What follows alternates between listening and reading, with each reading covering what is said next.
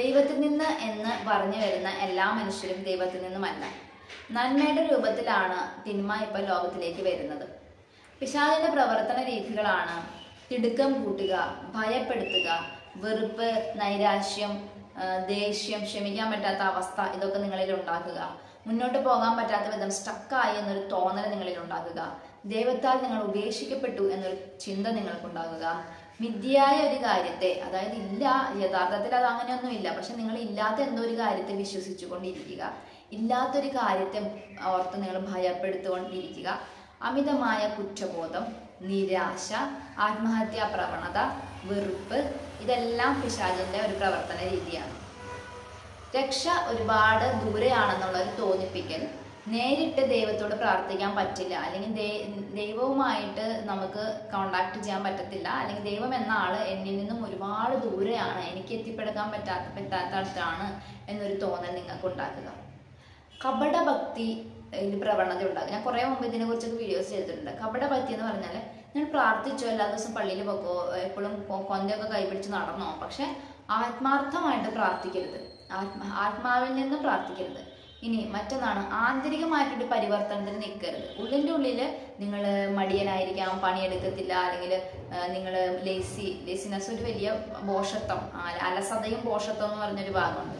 അലസത എന്ന് പറയുന്നത് പൈശാചിക ശക്തിയുടെ പ്രവണതയാണ്. അപ്പോൾ ഉള്ളിൻ്റെ ഉള്ളിൽ ഒരു ആന്തരിക പരിവർത്തനമില്ല. ഉള്ളിൻ്റെ ഉള്ളിൽ നിറയെ കള്ളത്തരങ്ങളും, നുണ പറയും, കാപട്യത്തോടെ പെരുമാറും. ഇതൊക്കെ പിശാചിന്റെ സ്വഭാവം. നുണ പിശാചിന്റെ എന്തോ ആണെന്ന് ബൈബിളിലുണ്ടല്ലോ, നുണയന്റെ തലവനാണ് പിശാച്. അപ്പം അങ്ങനെ കുറെ കാര്യമാണ്. കാപട്യമുള്ള ഹൃദയത്തിൽ ദൈവത്തിന് വസിക്കാൻ പറ്റില്ല. കപടത ഉള്ളവൻ ദൈവത്തിന്റെ ആത്മാവുള്ളവനല്ല. കാരണം കാപട്യത്തോടെ ജീവിച്ച സത്യസന്ധത നമുക്ക് ദൈവാനുഭവം ഉണ്ടാവില്ല. അപ്പൊ ഇതെല്ലാം പിശാച് നമ്മൾ പ്രവർത്തിക്കുമ്പോൾ ആന്തരികമായിട്ടൊരു പരിവർത്തനം വേണ്ട. അതായത് ഒരു നല്ല ജീവിതമൊന്നും ജീവിക്കേണ്ട, ആളുകളോട് നന്നായി ഇടപഴകണ്ട, ആളുകളോട് നല്ല രീതിയിൽ കരുണയോടെ പെരുമാറൊന്നും വേണ്ട. പക്ഷെ നിരന്തരം ഇങ്ങനെ ദൈവത്തിന്റെ കാര്യങ്ങളിലായിരിക്കുക, ഒരു ഉള്ളിൽ തട്ടാത്ത ഒരു സ്പിരിച്വാലിറ്റി കൊണ്ട് നടക്കുക, ഇതെല്ലാം പിശാചിന്റെ പ്രവർത്തന രീതികളാണ്. മനുഷ്യരെ പ്ലീസ് ചെയ്യാൻ വേണ്ടി നിൽക്കരുത്. മനുഷ്യരെ പ്ലീസ് ചെയ്യല് ദൈവത്തിന്റെ പ്രവൃത്തിയല്ല. ദൈവം നമ്മളോട് പറയുന്നത് നീയായിരിക്കുക എന്നുള്ളതാണ്. നീ എന്നോട് വിശ്വസ്തത പുലർത്തുക, ഞാൻ നിന്നെ നോക്കിക്കൊള്ളുന്നതാണ്. ഞാൻ മനുഷ്യരെ പേടിക്കാൻ പോകരുത്, അത് ദൈവത്തിന്റെ പ്രവൃത്തിയല്ല. ദൈവഭക്തൻ ഭീരുത്വം പ്രകടിപ്പിക്കേണ്ട കാര്യമില്ല. ഇനിയിപ്പോൾ എന്തെങ്കിലും എന്നെ ദൈവം ശിക്ഷിക്കുന്നു എന്നൊരു തോന്നൽ, അല്ലെങ്കിൽ പിശാച് എന്നെ തകർത്ത് കളയുമെന്നുള്ള തോന്നൽ, ഭയം, ഇതൊന്നും ദൈവത്തിൽ നിന്നല്ല. ഇങ്ങനെ കുറെ കാര്യങ്ങളുണ്ട് കേട്ടോ. അപ്പം ഭയപ്പെടുത്തുക എന്ന് പറഞ്ഞാൽ തെറ്റാണ്. ഭയപ്പെടണ്ട എന്ന് പറയുന്നവനാണ് ദൈവം. പിന്നെ ദൈവം ശിക്ഷിക്കുന്ന ദൈവമല്ല, ദൈവം രക്ഷിക്കുന്ന ദൈവമാണ്, ദൈവം സ്നേഹമാണ്. അപ്പൊ ഇത്തരത്തിലുള്ള മിഥ്യാധാരണകൾ നമ്മുടെ മനസ്സിലേക്ക് വരികയാണ്.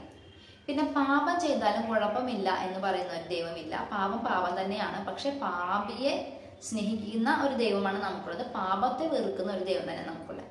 ഇനി എന്തെങ്കിലും ഒരു വീഴ്ചയോ പരാജയമോ ഉണ്ടായി കഴിഞ്ഞു കഴിഞ്ഞാൽ അമിതമായ കുറ്റബോധത്തിലേക്ക് പോയിട്ട് ഇനി എനിക്ക് ഒരിക്കലും തിരിച്ചു വരാൻ പറ്റൂല, അതുകൊണ്ട് ഞാൻ ഈ പാപത്തിൽ തന്നെ തുടരാണ് എന്നുള്ളൊരു തോന്നലുണ്ടാക്കുന്നതും ദൈവമല്ല, അത് പിശാചാണ്. ആത്മഹത്യാ പ്രവണതകൾ, ഞാൻ ആത്മഹത്യ ചെയ്യുമെന്നുള്ള ഭീഷണിപ്പെടുത്തൽ, ഇതൊന്നും ദൈവത്തിൽ നിന്നുമല്ല. ഈ ആത്മഹത്യക്ക് പ്രവണതയിലേക്ക് പോകുന്ന മനുഷ്യന്റെ ഒന്ന് നിരാശയിലേക്ക് പോകുന്നവരുണ്ട്. പക്ഷെ ചിലര് പിശാചാണ് അവരെ കൊണ്ടുപോകുന്നതെങ്കിൽ അതിന് തൊട്ട് മുൻപ് അവരുടെ ഹൃദയം അടച്ചു കളയുന്ന ഒരു സ്വഭാവ പ്രത്യേകത അവർക്കുണ്ടാവും. അവരുടെ ഹൃദയം അടഞ്ഞിരിക്കും.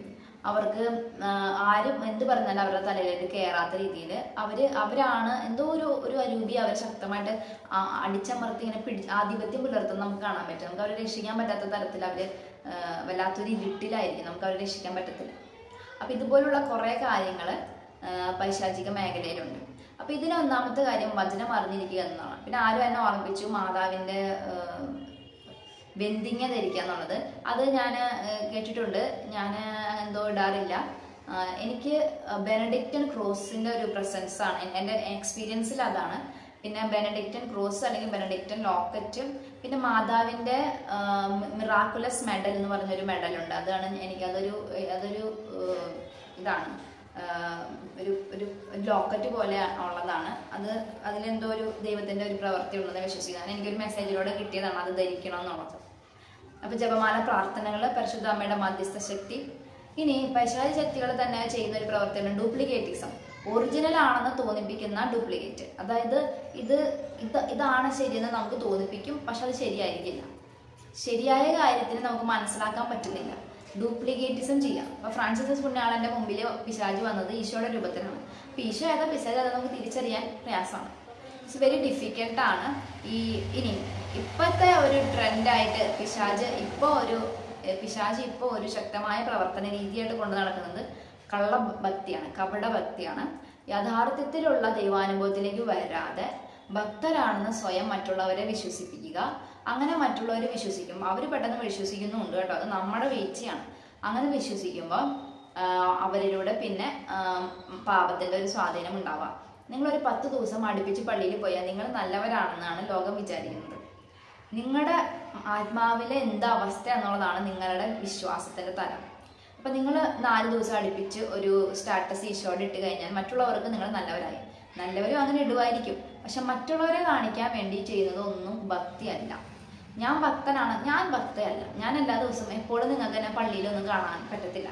ഞാൻ എൻ്റെതായ രീതിയിൽ എൻ്റെ വ്യക്തി ജീവിതത്തെയാണ് ഞാൻ നിരന്തരം തിരുത്തിയും ശരിയാക്കിയും ഒക്കെ അങ്ങനെ ഞാൻ ശ്രമിക്കുന്നുണ്ട്. എങ്കിലും എനിക്ക് പോരായ്മകളുണ്ട്. ഇനി മറ്റൊന്ന്, നമ്മൾ പാപിയാണെന്നുള്ളൊരു തിരിച്ചറിവാണ് കേട്ടോ. അതില്ല. ഈ ഭക്തന്റെ തലത്തിലേക്ക് വളർന്നു കഴിയുമ്പോൾ നമ്മൾ പിന്നെ ദൈവമാണെന്നാണ് നമ്മൾ വിചാരിക്കുന്നത്. ബാക്കി എല്ലാവരും പാപികൾ. ഞാനിത് ഫേസ് ചെയ്തിട്ടുണ്ട്. എൻ്റെ അപ്പച്ചൻ മദ്യപിക്കുന്ന ഒരാളായതുകൊണ്ട് ഞാൻ ഭക്തിയിലേക്ക് വന്നതിന് ശേഷം എനിക്ക് എൻ്റെ അപ്പച്ചൻ ഒരു പാപിയാണല്ലോ. ഞാനൊരു ദിവസം അപ്പച്ചനോട് ഇച്ചിരി ദേഷ്യപ്പെട്ട് സംസാരിച്ചു. അന്ന് എന്നെ ഈശോ ഓടിക്കണ പോലെ എനിക്ക് തോന്നിയത്. എനിക്ക് പ്രാർത്ഥിക്കാനും പറ്റിയില്ല, ഒന്നിനും പറ്റിയില്ല. കാരണം മനുഷ്യന് വില കൊടുക്കണം. അവൻ വ്യഭിചാരിണിയാണെങ്കിലും ശരി, അതൊരു കുഞ്ഞാണെങ്കിലും ശരി, മദ്യപാനിയാണെങ്കിലും ശരി, കൊലപാതകയാണെങ്കിലും ശരി, തടവ് പുള്ളികളെ സന്ദർശിക്കുക എന്ന് കർത്താവ് പറഞ്ഞിട്ടില്ലേ? അങ്ങനെയാണെങ്കിൽ തടവ് പുള്ളികളൊക്കെ മാരകപാപികളല്ലേ? അപ്പം ഒരു ദൈവത്തെ അറിയുന്ന ഒരു ഒരു വ്യക്തിയെ സംബന്ധിച്ചിടത്തോളം മനുഷ്യനെ ബഹുമാനിക്കാൻ പഠിക്കണം. മനുഷ്യരെ നിരാശപ്പെടുത്തിയും തകർക്കാനും പാടില്ല. മാനസിക മുറിവുകൾ ഉണ്ടാക്കുന്ന വ്യക്തികൾ ദൈവത്തിൽ നിന്നുമല്ല. മാനസിക മുറിവ് ഉണ്ടാക്കാൻ പാടില്ല. പിന്നെ തിന്മയെ തിന്മ കൊണ്ട് ജയിക്കാനായിട്ട് സാധിക്കത്തില്ല. നിങ്ങളെ ഒരു പാപത്തിൽ നിന്ന് രക്ഷിക്കാൻ വരുന്ന ആള് ഒരിക്കലും നിങ്ങളുമായിട്ട് പാപം ചെയ്യുന്ന ഒരു അവസ്ഥയിലേക്ക് എത്തില്ല.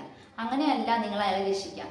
ഇപ്പോൾ ബ്രദർ എന്നെ ആത്മീയമായിട്ട് രക്ഷിക്കുക എന്ന ഒരു ബ്രദർ നിങ്ങൾക്കുണ്ടെന്ന് വിചാരിക്കുക. അപ്പോൾ ആ ബ്രദർ ആദ്യമൊക്കെ നിങ്ങൾ ആത്മീയമായിട്ട് വളർത്തി ഇതൊക്കെ ചെയ്തു. പിന്നെ നിങ്ങളുടെ കോളുകൾ വരാൻ തുടങ്ങി. അത് കുറച്ച് ലേറ്റ് ആയിട്ട് വരാന്നു, അല്ലെങ്കിൽ ഇടക്കിടക്ക് വരുന്നു. അപ്പൊ അങ്ങനെ ഇതെന്റെ ആത്മാവിനെ രക്ഷിച്ച ബ്രദറല്ലേ, അപ്പൊ ഞാൻ ഫോൺ വിളിക്കുമ്പോൾ എടുക്കേണ്ടത് ദൈവത്തിന്റെ പ്രതിപുരുഷനല്ലേ? കൗൺസിലിങ്ങിന് പോവുക, അല്ലെങ്കിൽ ഒരു ശുശ്രൂഷയ്ക്ക് പോവുക, മടങ്ങി വരിക. അതിനൊരു കൂട്ടായ്മയുള്ള ഒരു സംഭവമുണ്ട്. പക്ഷെ നിങ്ങൾ വ്യക്തികൾക്ക് ഇമ്പോർട്ടൻസ് ഇല്ല. അത് ദൈവമാണ്. എനിക്ക് പ്രതിഫലം തരേണ്ടത് നിങ്ങളല്ല, ദൈവമാണ്. അപ്പൊ എനിക്ക് ഇമ്പോർട്ടൻസ് ഇല്ല. അപ്പം ഈ വ്യക്തികളുമായിട്ട് നിങ്ങൾ ബന്ധത്തിലായിരിക്കുമ്പോൾ അവിടെ തെറ്റിന്റെ സ്വാധീനം വന്നാൽ അത് ദൈവത്തിന്റെ മനുഷ്യനല്ലേ, ബ്രദർ അല്ലേ, സിസ്റ്റർ അല്ലേ എന്നൊന്നും നോക്കരുത്. നിങ്ങൾ ഗ്യാപ്പ് എടുക്കണം. നമ്മളായിട്ട് അവർക്കൊരു പ്രശ്നം ഉണ്ടാക്കരുത്, അവരായിട്ട് നമുക്കൊരു പ്രശ്നം ഉണ്ടാക്കരുത്. പിന്നെ എല്ലാ മനുഷ്യരെയും ദൈവം നിങ്ങളായിട്ട് കണക്ട് ചെയ്യില്ല. ഇപ്പൊ എനിക്കൊരു കൂട്ടായ്മ വേണമെങ്കിൽ ദൈവമാണ് ആ കൂട്ടായ്മ എനിക്ക് ഉണ്ടാക്കുക. ഇപ്പൊ എനിക്ക് ചിലർ പറയും, നാൻസിയോട് ഇത് പറയാം, ദൈവം പറഞ്ഞു എന്ന് പറയും. എനിക്കത് അംഗീകരിക്കാൻ പറ്റില്ല. കാരണം ആ ദൈവം തന്നെ എൻ്റെ അടുത്തുള്ളത്. എന്നോട് ആ ദൈവം പറയും. ഇപ്പൊ നിങ്ങൾ ചിലപ്പോൾ കമന്റ് ബോക്സിലൂടെ ചിലർ എന്നെ അഡ്വൈസ് ചെയ്യുന്ന പോലെ ഞാൻ എടുക്കില്ല കേട്ടോ. അഡ്വൈസ് ചെയ്യുന്ന പോലെ എനിക്ക് തോന്നാറുണ്ട്, ഞാൻ എടുക്കില്ല. ഞാൻ ആരുടെ ഉപദേശം കേൾക്കണം എന്നോ ദൈവം എന്നെ പറഞ്ഞ് പഠിപ്പിക്കും. ബൈബിള് പറഞ്ഞിട്ടുണ്ട്, എല്ലാവരിൽ നിന്നും ഉപദേശം സ്വീകരിക്കരുത്. അപ്പം നിങ്ങൾ ആരാണെന്നോ എന്താണെന്നോ നിങ്ങളുടെ വ്യക്തി ജീവിതം എന്താണെന്നോ എനിക്കറിയില്ല. എന്നിട്ട് എന്നെ നിങ്ങൾ അഡ്വൈസ് ചെയ്യുവാണെങ്കിൽ എനിക്ക് നിങ്ങൾ ദൈവത്തിൽ നിന്നാണോ പിശാചിൽ നിന്നാണോ എന്ന് എനിക്ക് മനസ്സിലാവില്ല. അതുകൊണ്ട് ഞാൻ അത് എടുക്കില്ല. ഇനി അങ്ങനെ ഒരു ആത്മീയ ഗുരുവിനെയോ ഒരു ആത്മീയമായിട്ടുള്ള ഒരു ശിക്ഷണമോ ആത്മീയമായിട്ടൊരു തിരുത്തലോ എനിക്ക് ഒരാൾ ദൈവം തരാൻ ആഗ്രഹിക്കുന്നുണ്ടെങ്കിൽ എന്നോട് പറയും, ഈ വ്യക്തി എന്ത് പറഞ്ഞാലും നീ കേൾക്കണം, ഈ വ്യക്തി എങ്ങനെ സംസാരിച്ചാലും നീ കേൾക്കണം. കാരണം ഞാൻ ഈ വ്യക്തിയെ നിന്റെ ആത്മാവിൽ ഒരു അയച്ചുപണി നടത്താൻ ഏൽപ്പിച്ചിട്ടുണ്ടെന്ന് പറയും. ഇപ്പൊ എനിക്കൊരു ബ്രദറിനെ കാണിച്ചു തന്നു. ആ ബ്രദർ അങ്ങനെ ഒരു ആത്മീയത പറയുന്ന ആളുമല്ല, ഒരു സാധാരണ ഒരു പച്ച മനുഷ്യനാണ്. പക്ഷെ ഈശോ പറഞ്ഞ അദ്ദേഹത്തിനെ റെസ്പെക്ട് ചെയ്യണം. അദ്ദേഹം പറയുന്ന കാര്യങ്ങളെ ഒരിക്കലും അങ്ങനെ അദ്ദേഹത്തോട് വഴക്കിടാൻ പോകരുത്, പ്രശ്നം ഉണ്ടാക്കാൻ പോകരുത്. ഞാൻ ഇന്നേ വരെ അത് പാലിച്ചിട്ടുണ്ട്. ദൈവം പറഞ്ഞിട്ടല്ലാത്ത ദൈവമാണ് പറഞ്ഞതെന്ന് പറഞ്ഞ് വരുന്ന ആളുകൾ എല്ലാവരും നിങ്ങൾ കേൾക്കാൻ പോകരുത്, എല്ലാവരും നിങ്ങൾ എടുക്കാൻ പോകരുത്. അപ്പൊ തന്നെ അവർക്ക് വിഷമമായിക്കോട്ടെ, ഇഗ്നോർ ദം. അല്ലെങ്കിൽ അത് ഇപ്പം എനിക്ക് അതൊരു അബദ്ധം പറ്റിയതാണ്, അപ്പൊ തന്നെ ഇഗ്നോർ ചെയ്യാൻ എനിക്ക് പറ്റാത്തത് കൊണ്ട് ആ പറഞ്ഞ കാര്യങ്ങൾ എൻ്റെ തലയിൽ ഇരുന്നിട്ട് എൻ്റെ ദൈവവിശ്വാസം പോലും നഷ്ടപ്പെടും കേട്ടോ. അപ്പൊ ദൈവം കഷ്ടപ്പെട്ട് നമ്മൾ രക്ഷിച്ചു കൊണ്ടുവന്ന ആത്മാവാണ്. നിങ്ങളിങ്ങനെ അവരിവരും പറയുന്നത് കേട്ടിട്ട് ആത്മാവിൽ ആ അന്ധകാരം നിറയ്ക്കാനായിട്ട് ഇടവരുത്തരുത്. സ്പിരിച്വാലിറ്റിയുടെ പേരിൽ ഒരുപാട് ശരിയല്ലാത്ത കാര്യങ്ങൾ നടക്കുന്നുണ്ട്. ഞാൻ നിങ്ങളോട് പറയുന്നത്, ഈശോ പറഞ്ഞ ആദ്യത്തെ വചനം എന്താണ്? മാനസാന്തരപ്പെടുവിൻ, ദൈവരാജ്യം സമീപിച്ചിരിക്കുന്നു എന്നുള്ളതാണ്. മാനസാന്തരം എന്നൊരു സംഗതി ഇല്ലാത്ത സ്പിരിച്വാലിറ്റി ദൈവത്തിൽ നിന്നുമല്ല. That is from evil. എന്നോട് ചിലർ പറഞ്ഞു, വേറൊരു സമൂഹത്തിൽപ്പെട്ടവരാണ്, നീ നാൻസി ഇപ്പൊ തന്നെ മാമോദീസ സ്വീകരിക്കണം, അല്ലെങ്കിൽ മാമോദീസ വെള്ളം വേണം മാത്രമേ നിനക്ക് രക്ഷയുള്ളൂ. അതായത് വ്യക്തി ജീവിതം ശരിയാക്കണ്ട, വിശുദ്ധ ജീവിതം നയിക്കാൻ ശ്രമിക്കേണ്ട, പക്ഷെ ഈ വെള്ളം വീണ് കഴിഞ്ഞാൽ രക്ഷപ്പെടും. അതുപോലെ അത് ഇത് ചെയ്യുന്നു പറയും. ആന്തരികമായിട്ടുള്ള ഒരു പരിവർത്തനമില്ല. ഇനി എന്നെ ഉപദേശിക്ക് വന്ന ചിലരുണ്ട്, അവരുടെ ജീവിതത്തിൽ ആന്തരികമായിട്ടുള്ള ഒരു നന്മയോ വിശുദ്ധിയോ എനിക്ക് കാണാനില്ല. മറിച്ച് അവർ എന്നെ വിശുദ്ധിയിൽ കൊണ്ടുവരാൻ വേണ്ടി എന്നെ ഉപദേശിക്കുകയാണ്. ഞാൻ അവരെ സ്വീകരിക്കത്തില്ല. എന്നെ സംബന്ധിച്ച് they are not from God. വിശുദ്ധ ജീവിതം നയിക്കാതെ നമ്മൾ വേറൊരാളെ വിശുദ്ധിയിൽ കൊണ്ടുവരാനൊന്നും പോകാൻ പാടില്ല.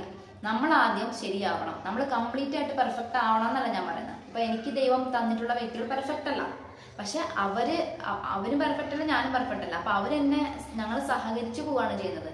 നമ്മൾ പരസ്പരം തിരുത്തിയും സ്നേഹിച്ചും ഒക്കെ പോവാണ് ചെയ്യുന്നത്. അതല്ലാതെ നമ്മൾ ആധിപത്യം ചെലുത്താൻ വരുന്ന മനുഷ്യരുണ്ട്. അതായത് നാൻസി ദൈവം ഇങ്ങനെ പറഞ്ഞു, ഇനി മുതൽ നാൻസി ഇങ്ങനെ ചെയ്താൽ മതി എന്ന് പറഞ്ഞിട്ട് എന്നെ കൺട്രോൾ ചെയ്യുന്നത് പരിശുദ്ധാത്മാവിന്റെ നിയന്ത്രണത്തിലുള്ള ഒരു വ്യക്തിയെ പരിശുദ്ധാത്മാവ് നയിക്കും. അപ്പൊ എന്നോട് പറയും, ഇപ്പൊ ആ വ്യക്തി ഇതെന്റെ ആത്മീയ ഗുരുവായിട്ട് തന്നിരിക്കുകയാണ്, ആ വ്യക്തി പറഞ്ഞ് കേട്ടാൽ ആ വ്യക്തി പറഞ്ഞ് കേട്ടാൽ മതി.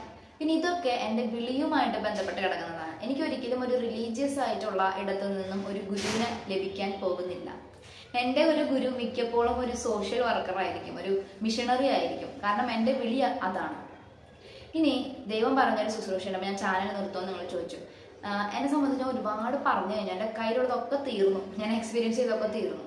എക്സ്പീരിയൻസ് ചെയ്തത് കേട്ടോ, ഞാൻ ഈശോയിലേക്ക് വന്നപ്പോൾ മുതൽ ഇതുവരെ എക്സ്പീരിയൻസ് ചെയ്തെല്ലാം തീർന്നു. പക്ഷെ എൻ്റെ എക്സ്പീരിയൻസുകൾ തീർന്നിട്ടില്ല. ഇപ്പം ഞാൻ എക്സ്പീരിയൻസ് ചെയ്യുന്നത് ഒരു നല്ല സോഷ്യൽ വർക്കർ അല്ലെങ്കിൽ ഒരു സോഷ്യൽ സെർവൻറ്റ്, സമൂഹത്തിന് ശുശ്രൂഷ ചെയ്യുന്ന ഒരാൾ അല്ലെങ്കിൽ ഒരു മിഷണറി അതാവാനുള്ളതാണ്. ഇപ്പൊ ഞാൻ ഒരുപാട് റിലീജിയസ് ആയിട്ടുള്ള ആളുകൾ കണ്ടിട്ടുണ്ട്, പല വിശുദ്ധരുടെ ജീവചരിത്രങ്ങൾ വായിച്ചിട്ടുണ്ട്. എന്നെ ഇൻസ്പയർ ചെയ്തിട്ടുള്ള അല്ലെങ്കിൽ ഞാനാകണം എന്ന് ഈശോ എന്നിലേക്ക് വളരണം എന്ന് പറഞ്ഞിട്ടുള്ളത് മദർ തെരേസയാണ്. മദർ തെരേസ ആരെങ്കിലും മാമോദീസ മുക്കിയതായിട്ട് നിങ്ങൾ കേട്ടിട്ടുണ്ടോ? എവിടെയെങ്കിലും പോയിട്ട് സ്പിരിച്വാലിറ്റി പ്രസംഗിച്ചതായി നിങ്ങൾ കേട്ടിട്ടുണ്ടോ? മാമോദീസ കരുണ കാണിച്ചു, സ്നേഹിച്ചു, കൺസിഡർ ചെയ്തു, സേവനം ചെയ്തു, സുവിശേഷ വേല ചെയ്തു. അത് തന്നെയാണ് ചിലരുടെ വിളി, അതാണ് കാരിസം എന്ന് പറയും. അപ്പൊ ഞാൻ റിലീജിയസ് ആയിട്ടുള്ള എല്ലാ കാര്യം ഫോളോ ചെയ്യുന്നത് നിങ്ങൾ കണ്ടില്ലെങ്കിൽ റിലീജിയസ് ആയിട്ടുള്ള ആളുകൾ പറയും അവളൊരു പാപിയാണ്, അവൾ അതിന് വന്നില്ല ഇതിന് വന്നില്ല 5 മിനിറ്റ് ലേറ്റ് ആയിട്ട് വന്ന അവളൊരു പാപിയാണ്. പക്ഷെ തീർച്ചയായിട്ടും എനിക്ക് ശക്തമായിട്ടുള്ള ഒരു ആത്മീയ തലമുണ്ട്. അത് എനിക്ക് ആരെയും ബോധ്യപ്പെടുത്തേണ്ട ആവശ്യമില്ല. അത് ആരും നമ്മൾ ബോധ്യപ്പെടുത്തേണ്ട കാര്യമില്ല. നമ്മുടെ സ്പിരിച്വൽ ലൈഫ് അത് ദൈവം നമ്മൾ തമ്മിലുള്ളതാണ്. അതാണ് എൻ്റെ സ്ട്രെങ്ത്. പക്ഷെ എൻ്റെ കാരിസം ഡിഫറെൻ്റ് ആയതുകൊണ്ട് എൻ്റെ സ്വഭാവം, എൻ്റെ ശീലങ്ങൾ, എൻ്റെ ചിന്താരീതികൾ ഇതെല്ലാം ഡിഫറെൻ്റ് ആണ്. എനിക്ക് വ്യഭിചാരിണികളെ ഇഷ്ടമാണ്, ലെസ്ബിയൻസിന് ഇഷ്ടമാണ്, ട്രാൻസ്ജെൻഡേഴ്സിന് ഇഷ്ടമാണ്, പാപികളെ ഇഷ്ടമാണ്, കൊള്ളരുതാത്തവരെ ഇഷ്ടമാണ്, വഴിതെറ്റി പോകുന്നവരെ ഇഷ്ടമാണ്, എല്ലാവരും ഇഷ്ടമാണ്. ഞാൻ പഠിച്ച ആദ്യ പാഠം, മിഷണറി എന്ന നിലയിൽ ഞാൻ പഠിച്ച ആദ്യ പാഠം ഡു നോട്ട് ജഡ്ജ് എന്നാണ്. അപ്പൊ ഈ ഒരു 2-3 ദിവസമായിട്ട് ഒരു മിഷണറി ആവാനാണ് ദൈവനെ പരിശീലിപ്പിച്ചുകൊണ്ടിരിക്കുന്നത്. അപ്പൊ ആദ്യത്തെ ചാപ്റ്റർ ആരെയും വിധിക്കരുത് എന്നതാണ് ആദ്യത്തെ ചാപ്റ്റർ. എൻ്റെ മുമ്പിൽ വന്ന് നിൽക്കുന്നവൻ അക്രൈസ്തവനായിരിക്കും. അവനോട് പോയിട്ട് മാമോദീസ സ്വീകരിച്ചാൽ നീ രക്ഷപ്പെടുന്നു ഞാൻ പറയില്ല. അവന്റെ ജീവിതത്തിൽ എന്താണ് പ്രശ്നം, സാമ്പത്തിക ബുദ്ധിമുട്ടാണോ, അതെനിക്ക് എന്തെങ്കിലും ഹെൽപ്പ് ചെയ്യാൻ പറ്റുമോ, ഇനി വല്ല എൻ്റെ എന്തെങ്കിലും വേറൊരു ഹെൽപ്പാണ് ആവശ്യം, അതെനിക്ക് ചെയ്യാൻ പറ്റുമോ. അപ്പൊ അതിന് ഞാൻ ഒരുപാട് പരിശീലിപ്പിക്കപ്പെടേണ്ടതുണ്ട്, പഠിക്കേണ്ടതുണ്ട്. അത് ലോകത്തിലെ നോളജ് നമുക്ക് വേണം. ലോകത്തിലാണല്ലോ മനുഷ്യരുള്ളത്. അപ്പൊ ദൈവത്തിനെന്ന് പറഞ്ഞ ആത്മീയ ജ്ഞാനം മതി. പക്ഷെ ലോകത്തിലെ മനുഷ്യരെ സഹായിക്കണമെങ്കിൽ ഇപ്പൊ മുനിസിപ്പാലിറ്റിയിൽ പോകണോ, കോർപ്പറേഷനിൽ പോകണോ, അവർ സഹായിക്കാൻ എന്താ ചെയ്യാൻ പറ്റുക. അപ്പൊ എനിക്ക് അതിന് വേണ്ടി കുറെ കാര്യങ്ങൾ അറിയേണ്ടതുണ്ട്. മദർ തെരേസയുടെ ഒരു ലൈഫ് സ്റ്റൈലാണ് എനിക്ക് ഫോളോ ചെയ്യാൻ ആഗ്രഹമുള്ളത്. പിന്നെ എനിക്കിങ്ങനെ ഉപദേശിക്കുന്നവരും ഇഷ്ടമല്ല, ഉപദേശിക്കുന്നത് ഇഷ്ടമല്ല. പക്ഷെ ഞാൻ എക്സ്പീരിയൻസ് ചെയ്ത ടോപ്പിക്കുകൾ ഞാൻ നിങ്ങളോട് എക്സ്പ്ലെയിൻ ചെയ്തു എന്നുള്ളൂ. എൻ്റെ സ്പിരിച്വാലിറ്റി ഭയങ്കര ഡിഫറെൻ്റ് ആണ്. എന്നെ മനസ്സിലാക്കാൻ ആളുകൾക്ക് ഭയങ്കര പ്രയാസമായിരിക്കും. ഇംപെർഫെക്ഷൻ ആയ മനുഷ്യന്മാരിലൂടെ പ്രവർത്തിക്കുന്ന ദൈവിക കൃപയാണ് എന്നെ സ്വാധീനിക്കുന്നത്. അപ്പൊ എന്നെ സ്വാധീനിച്ചതും മിഷണറിമാരാണ്. അവരൊക്കെ ഇംപെർഫെക്റ്റ് തന്നെയാണ്, പക്ഷെ അവരിലൂടെ ഒരുപാട് നന്മ സംഭവിക്കും. എനിക്ക് പ്രസംഗിക്കാൻ പോലും അറിയാത്ത ഒരു വൈദികൻ അറിയാം, പക്ഷെ അദ്ദേഹത്തിലൂടെ ജോലി കിട്ടിയവരും വിവാഹം നടന്നവരും ജീവിതം രക്ഷപ്പെട്ടവരൊക്കെ ഒരുപാട് പേരുണ്ട്. അപ്പൊ എനിക്ക് അതാണ് കുറച്ചും കൂടെ ബെറ്റർ എന്ന് തോന്നുന്നു. പിന്നെ റിലീജിയസ് വാല്യൂസിനേക്കാളും ഞാൻ ഹ്യൂമാനിറ്റിക്കാണ് ഇമ്പോർട്ടൻസ് കൊടുക്കുന്നത്. അപ്പൊ ഇനി അങ്ങോട്ട് ഞാൻ ഇതൊക്കെ പറഞ്ഞാൽ ഭക്തരെ ഞാൻ പിണക്കേണ്ടി വരും, അല്ലെങ്കിൽ എൻ്റെ ഒരു ലൈഫ് ജേണി ഒരു യൂട്ടേൺ എടുത്ത സമയമാണ്. ഇപ്പൊ മിഷണറി എങ്ങനെയാവാം എന്ന് കുറച്ച് നാൾ കഴിയുമ്പോൾ ക്ലാസ് എടുക്കാൻ എനിക്ക് തോന്നി ഞാൻ ക്ലാസ് എടുക്കും. ഞാൻ ക്ലാസ്സുകളാണ് എടുക്കുന്നത്, അല്ലാതെ പ്രബോധിപ്പിക്കുകയല്ല. എനിക്ക് പറയുന്ന ഒരു ടോപ്പിക്കിനെ കുറിച്ച് ഞാൻ പറയുകയാണ് ചെയ്യുന്നത്. അപ്പൊ എൻ്റെ വിളി അതല്ലാത്തത് കൊണ്ടും എൻ്റെ വിളിയിലൊരു മാറ്റം വന്നതുകൊണ്ടും കാരിസത്തിലേക്കുള്ള ഒരു നടത്തമാണെന്നാണ് എനിക്ക് തോന്നുന്നത്. ഞാൻ പഠിച്ചുകൊണ്ടിരിക്കുന്നുണ്ടോ എനിക്കറിയത്തില്ല. അപ്പോൾ സത്യസന്ധരായിരിക്കണം. പിന്നെ കുറേ സാമൂഹിക കാര്യങ്ങളെ കുറിച്ചുള്ള നോളജ് എനിക്ക് വേണം. അപ്പം ഞാൻ ഇനിയിപ്പോൾ അതായിരിക്കും എൻ്റെ തലയിൽ വരിക. അപ്പം ഞാൻ സ്പിരിച്വാലിറ്റി മാത്രം കേൾക്കാൻ ആഗ്രഹിക്കുന്ന നിങ്ങൾക്ക് അത് ഗുണം ചെയ്യുന്നു തോന്നുന്നില്ല. പിന്നെ ദൈവം ആവശ്യപ്പെടുന്നതനുസരിച്ച് ഞാൻ പ്രവർത്തിക്കത്തുള്ളൂ. അതുകൊണ്ടാണ് ചാനലിൽ ഒരു ബ്രേക്ക് എടുക്കാൻ പറഞ്ഞത് കേട്ടോ. മിഷനറി ആവാൻ വിളിക്കപ്പെട്ട കാരിസം നിങ്ങൾ തിരഞ്ഞെടുക്കണം. കാരിസം എന്ന് പറയുന്ന സംഗതി നിങ്ങൾ മനസ്സിലാക്കണം. മിഷനറി ആക്കാൻ വിളിക്കപ്പെട്ടവർ അതിനുവേണ്ടി ഒരുങ്ങണം. ദൈവത്തിന് വേണ്ടി എന്ത് ചെയ്യണമെന്ന് നിങ്ങൾ ദൈവത്തോട് തന്നെ ചോദിക്കണം. ആ ഒരു സുവിശേഷ വേല അനുസരിച്ച് നിങ്ങൾ വ്യക്തിപരമായിട്ട് ഒരുങ്ങണം.